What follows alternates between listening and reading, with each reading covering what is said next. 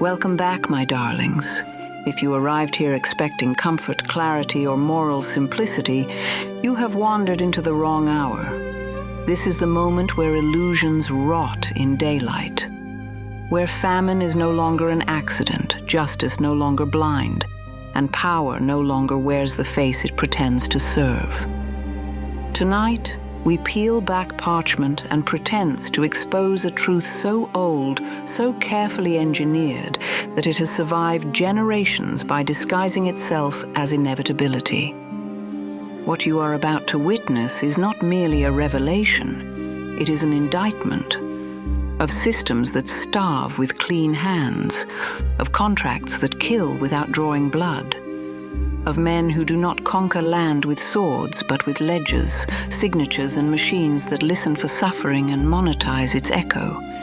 In Chapter 2, the veil is torn, the crime is named, the corpse is no longer metaphorical.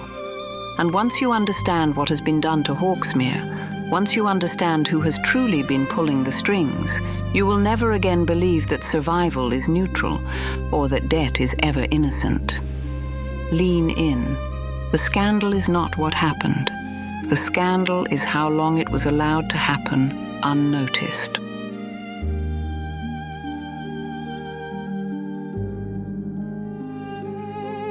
Chapter 2. The Revelation.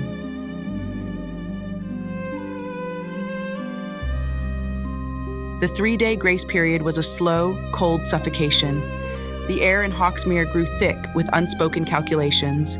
The syndicates offer a dense fog that blurred every path forward. Master Vane's words, so reasonable and precise, had woven a net around the keep. The gift of grain was not charity, it was a demonstration. See what I can give, see what I can withhold. The people moved through their tasks with a new, desperate uncertainty, their eyes lingering on the sacks of oats in the storehouse, as if gazing at both salvation and shackles. Eleanor felt the trap closing with every breath. She stood at the solar window, not seeing the scarred meadow, but seeing columns of numbers in her mind, debts and dates, and the relentless logic of hunger. She had fought monsters of flesh and earth, but this was a phantom that dissolved when she reached for it, only to solidify again as the gnawing emptiness in a child's belly. On the second morning, she summoned Tom to the storehouse. They needed to confront the raw arithmetic of their plight. The room was cavernous, echoing, its shadows deep and hungry. The syndicate's grain sat in a neat, accusing stack beside their own pitiful reserves. A few sacks of barley meal gone weevily, a half cask of rock-hard peas, a dwindling pile of withered turnips. "The numbers don't lie, my lady," Tom said, his voice hollow. He didn't need his ledger. The emptiness of the room was ledger enough. "Their grain gives us a week, 10 days of thin life. Spring is a lifetime away. We have no seed, no breeding stock. The ice will hold the fish for months. Vane hasn't just bought our debt. He's bought the very calendar. He owns the days between now and our starvation." "There must be another way," Eleanor murmured, but it was a plea, not a statement. "There is always another way," a voice said from the doorway. Father Clement entered, his face pale, his hands clasped as if in perpetual prayer against a sin not yet committed. "We could choose to starve. It is a way, a terrible, holy, and futile way, to die free rather than live beholden." His eyes were tormented. "Is that the freedom we won? A freedom to choose the manner of our extinction?" "It's not just about living beholden," Eleanor said, turning from the grim stores. "It's about what we would be beholden to. We don't know what this syndicate is. Vane speaks of progress and potential, but his eyes, they measured the green scars on the land not with horror, but with interest, as if assessing a vein of ore. Tom's brow furrowed. "You think his interest is in the event?" "I think nothing is an accident with a man like that," Eleanor said. "We need to know what we're dealing with. Before we choose our poison, we should know the recipe." This sparked a glimmer in Tom's steward mind. The debts, they were Roland's. Before him, his father's. The paper trail. If this syndicate is new, they bought those debts from someone. If they are old, he left the thought hanging, a sinister possibility. Greythorn, Alienor said, the decision solidifying. Jocelyn's Manor. It's a ruin, not a tomb. There may be records, old contracts, correspondence. If the Syndicate's shadow has been over this valley for longer than we knew, we will find its shape in the de Mowbray ashes. Greythorn Manor was a monument to vanished arrogance. The kicked-in gate, the scattered debris of a frantic flight, the absolute silence. It spoke not of defeat, but of an empire of cruelty that had simply evaporated. The air was cold and still, smelling of old smoke and spoiled things. Alienor, Aemon, Tom, and Rodri moved through the corpse of the place. The great hall was a fossilized feast of decay. In the solar, they found only the leavings of looters, empty coffers, slashed tapestries, the shattered remains of pride. It was in a small, windowless anteroom off the solar, a place that might have been a clerk's niche, that Tom found the strongbox. It was hidden behind a collapsed bookshelf, unassuming and thick with dust. The lock was simple, rusted shut. A blow from the pommel of Rodri's dagger sheared it clean. Inside were not coins, but memories etched in ink and wax. Parchments, bundled with faded ribbon. Tom lifted them out with reverent care, his steward's hands trembling slightly. The first document was a loan agreement. The date was 23 years past. The borrower, Sir Guy de Mowbray. The sum was astronomical. The lender was not a bank or an abbey.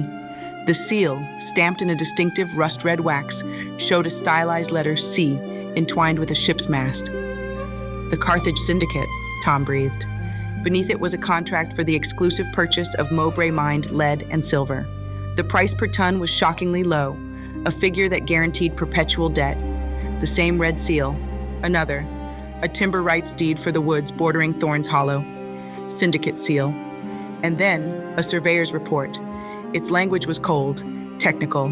It detailed mineralogical findings across the de Mowbray holdings. One section was underlined. Thorn's Hollow.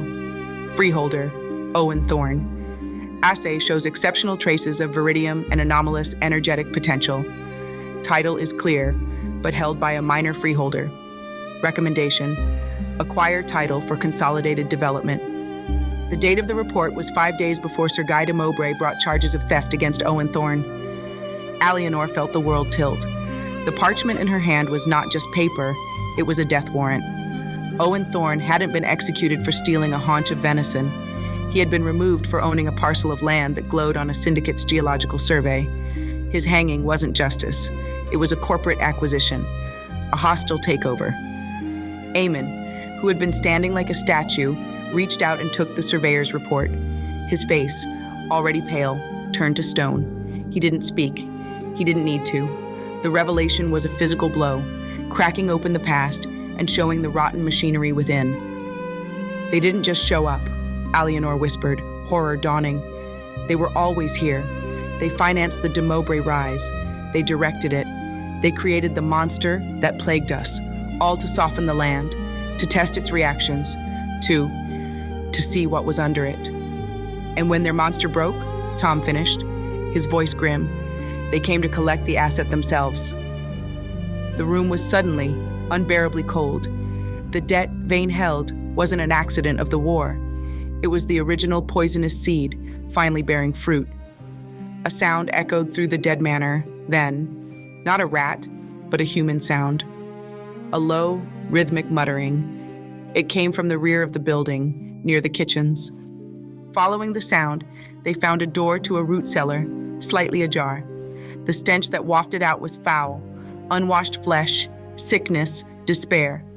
Aemon pushed the door open. Huddled in the dirt, wrapped in a filthy horse blanket, was Sir Jocelyn de Mowbray. He was a ghost of his former self. His fine clothes were gone, replaced by rags. His hair was a matted nest, his face obscured by a wild beard. But his eyes were the worst, wide, unblinking, swimming with a terror so absolute it had eroded his sanity. He clutched a piece of charcoal, scrawling meaningless, frantic symbols on the dirt floor. He didn't look up as they entered. His muttering was a continuous stream. Mustn't let them wind it. The key turns in the green lock. My father signed. He signed us all away. For the machine, the beautiful, terrible machine. Alienor knelt, careful not to startle him. "Jocelyn, what machine?" He flinched, his eyes darting to her but not seeing her. "Vane's machine, the crimson mechanism. He showed me the drawings, gears of brass and bloodstone, pumps of silver and sorrow. It doesn't dig, you see. It listens, and then it sings back. It makes the earth sing its own pain, and they catch the song in glass bottles." He began to laugh, a wet, choking sound. "We were the pickaxe, you and the thorn. You're the tuning fork, better calibrated, until you break too." Every word was a piece of a nightmare falling into place. The Syndicate's goal wasn't mineral wealth, it was the essence itself. The green fire. They saw it not as a force of nature, but as a resource. And they had a machine designed to harvest it.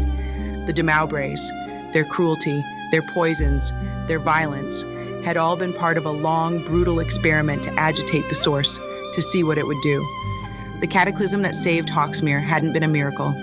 It had been a successful stress test. Proof of concept. "Where are the drawings?" Eamon asked, his voice like gravel. Jocelyn looked at him, and a spark of malevolent recognition glimmered. "The thorn. You'll prick them, but they wear gloves of law and gold. You can't prick that." He tapped his temple. "The drawings are here, and here." He tapped his chest. "And in Vane's strong room, in a city of stone and water. You cannot stop it. It is already winding." He returned to his scrawling, lost again. He was a used-up tool, discarded in the dirt, babbling the secrets that had broken him. They left Greythorn in a silence heavier than the winter sky. The revelation sat amongst them in the saddle, a fourth passenger, cold and undeniable. Back in the Hawksmere solar, they laid the ancient parchments on the table.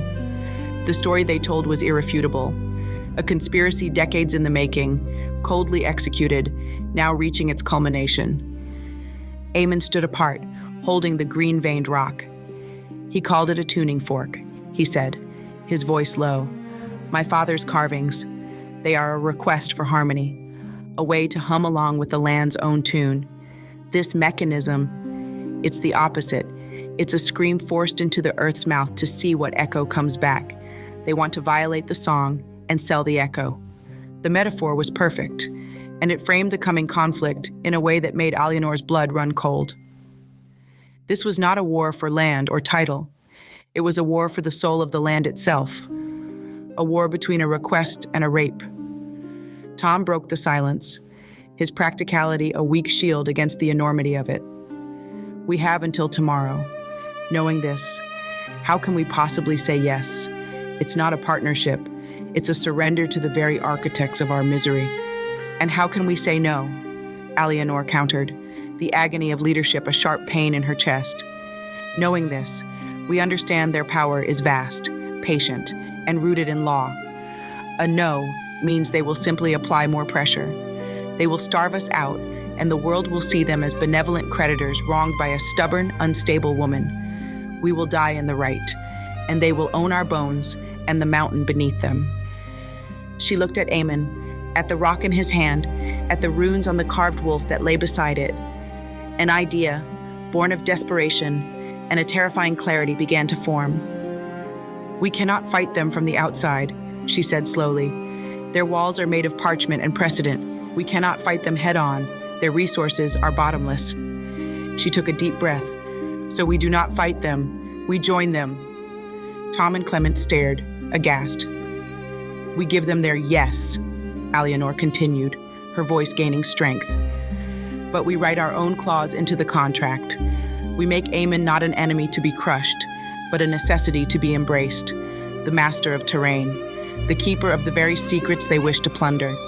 We embed our thorn in the heart of their machine. We use their love of order, their need for expertise, against them. We slow them. We misdirect them. We fight them with their own weapons, rules, titles, and the appearance of cooperation." It was audacious. It was perilous. It was the only move on a board that was otherwise checkmate. Eamon met her gaze. He saw the risk. He would be a lamb walking into a slaughterhouse dressed as an invited guest, but he also saw the brutal logic. It was a gambit worthy of the most scandalous hour. To save the land, He would have to stand between it and the machine, using a title granted by the machine's makers as his only shield. The revelation was complete. They now knew the true, ancient, and monstrous nature of their enemy. The comforting illusion of a simple debt was gone, replaced by the chilling reality of a decades-long conspiracy to harness a primal power. With that knowledge came not power, but a burden heavier than any crown. They had one day to decide how to carry it.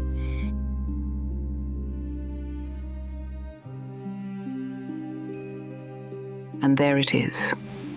The truth, stripped of ceremony and left shivering in the cold. The revelation does not bring relief, it brings responsibility. Because now we see the machine, we see the architects, we see how cruelty was never a flaw in the system, but a feature, how suffering was cultivated, measured, refined, and harvested like a crop. The Carthage Syndicate did not arrive to save Hawksmere. They arrived to collect it. Not the land alone, but its essence, its resistance, its scream. And the most scandalous part of all?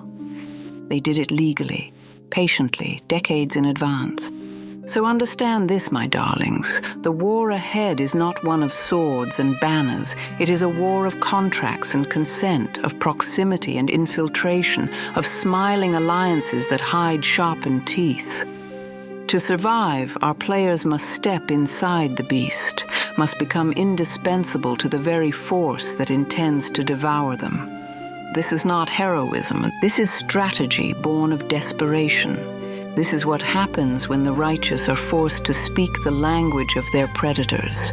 Next time, the question will no longer be what is the enemy, but whether one can stand at the heart of a monster and keep their soul intact. Until then, stay curious, stay dangerous.